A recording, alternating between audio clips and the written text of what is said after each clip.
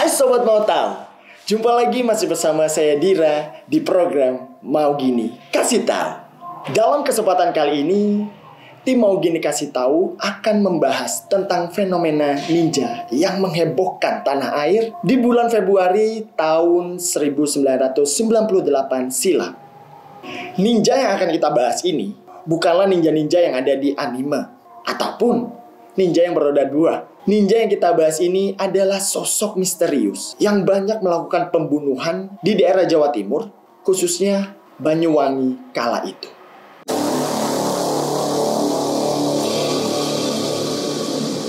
Pada saat itu, kota Banyuwangi terkenal dengan ilmu santetnya. Padahal pengertian santet untuk orang-orang Banyuwangi dengan orang-orang yang di luar berbeda pandangan.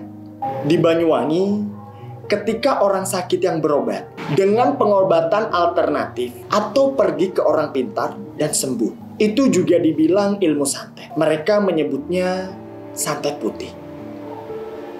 Tampaknya perbedaan budaya ini dimanfaatkan oleh beberapa pihak yang berkepentingan untuk membuat kerusuhan di kota itu. Isu-isu tentang santet mulai meresahkan warga sekitar. Warga mulai melakukan protes dan akan mengadili ramai-ramai para terduga pelaku dukun santet. Untungnya hal ini masih bisa ditertibkan oleh pemerintah pada kala itu untuk meredam tindakan anarkis para warga.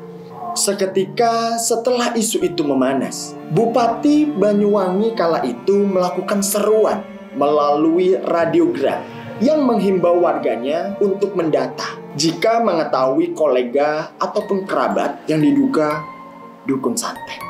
Mungkin maksud Bupati kala itu adalah untuk mengamankan orang-orang yang diduga dukun santet dari amukan massa. Alang kepala, ternyata daftar nama-nama terduga dukun santet tersebut bocor kepada suatu kelompok tertentu.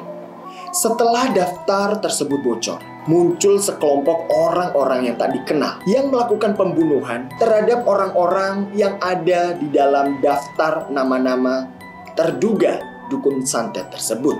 Pembunuhan selalu dilakukan pada malam hari. Uniknya, pada pagi sebelumnya, rumah para calon korban selalu ditandai dengan tanda silang merah di depan pintu rumahnya.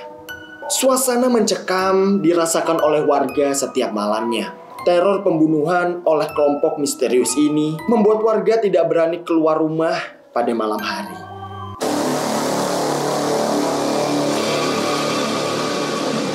Di sela keadaan yang tak kunjung mereda, muncul teror baru yang menghantui warga. Pembunuhan terjadi semakin meluas. Tak hanya para terduga dukun santet, korban-korban lain juga mulai berjatuhan. Mulai dari kiai, santri, hingga masyarakat biasa yang sekedar jalan-jalan keluar di malam hari.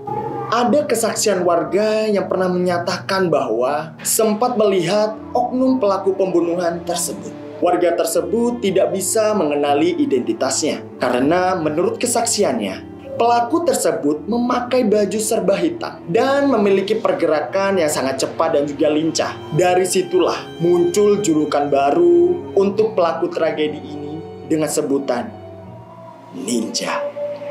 Pemberitaan tentang ninja semakin marak menghiasi headline-headline berita pada masa itu. Ditambah kesaksian warga yang pernah berhadapan langsung dengan ninja tersebut. Mereka berujar bahwa ketika mereka ingin menangkapnya, ninja tersebut lari dengan kecepatan yang sangat luar biasa. Ada juga yang berkata bahwa ninja tersebut loncat dari atap rumah, dari rumah satu ke rumah yang lainnya. Ada juga yang bercerita bahwa ninja tersebut dikejar hingga perkebunan dan menghilang di kegelapan di sela-sela pepohonan. Tragedi ninja ini masih berlangsung dari hari ke hari hingga berganti bulan. Tanda silang merah di depan pintu rumah menjadi tanda yang mengerikan bagi warga. Pernah suatu hari, warga membantu rumah yang bertanda silang merah. Dari pagi hingga malam menjelang, tak terlihat ada pergerakan apapun hingga malam hari. Esok paginya, warga dikejutkan dengan penemuan mayat. Seisi penghuni rumah dengan luka sayatan senjata tajam.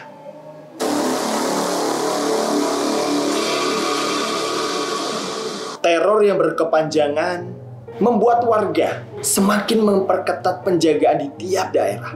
Para warga laki-laki dewasa bergantian melakukan ronda di tiap malamnya. Pemeriksaan ketat dilakukan kepada setiap warga yang keluar masuk ke tiap daerah. Para warga juga dibantu aparat militer untuk melakukan pengamanan ninja ini. Suasana ngeri dan putus asa membuat para warga berasumsi macam-macam. Ada yang mengira bahwa pelaku ninja ini adalah anggota militer yang terlatih karena melihat dari ketangkasan dan kemampuannya yang di luar dari normal manusia pada umumnya. Akan tetapi, tuduhan ini tidak pernah terbukti kebenarannya dan hanya menjadi asumsi masyarakat saja.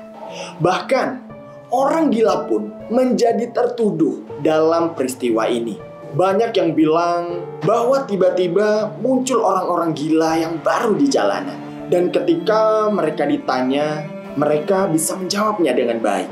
Sehingga warga memiliki asumsi bahwa orang-orang gila ini adalah para pelaku ninja yang beraksi di malam hari. Seiring waktu berjalan, tragedi ini menghilang dengan sendirinya. Kasus mulai mereda, dan lambat laun keadaan sudah mulai kondusif. Tidak pernah terungkap siapa dan apa dan maksud dan tujuan dari pelaku fenomena ninja ini. Menurut beberapa literasi, korban dari peristiwa ninja ini mencapai ratusan orang. Pada tahun 2007, pihak NU pernah mengajukan kepada Komnas HAM untuk mengungkap kembali peristiwa ninja ini dan mencari siapa dalang di balik peristiwa ini. Tapi pihak keluarga korban menolak untuk kembali membuka kasus ini. Mereka memilih kasus ini tetap ditutup dan mengikhlaskan para keluarga tercinta dalam kedamaian. Itulah tadi seberkas kisah ninja yang sempat viral 2 dekade lalu. Jika ada informasi yang ingin sobat mau tahu tambahkan, bisa langsung beri komentar di bawah ya. Sobat mau tahu, jaga kesehatan selalu, perbanyak informasi dan wawasan, serta be smart dalam mengolahnya. Saya Dira undur diri, see ya!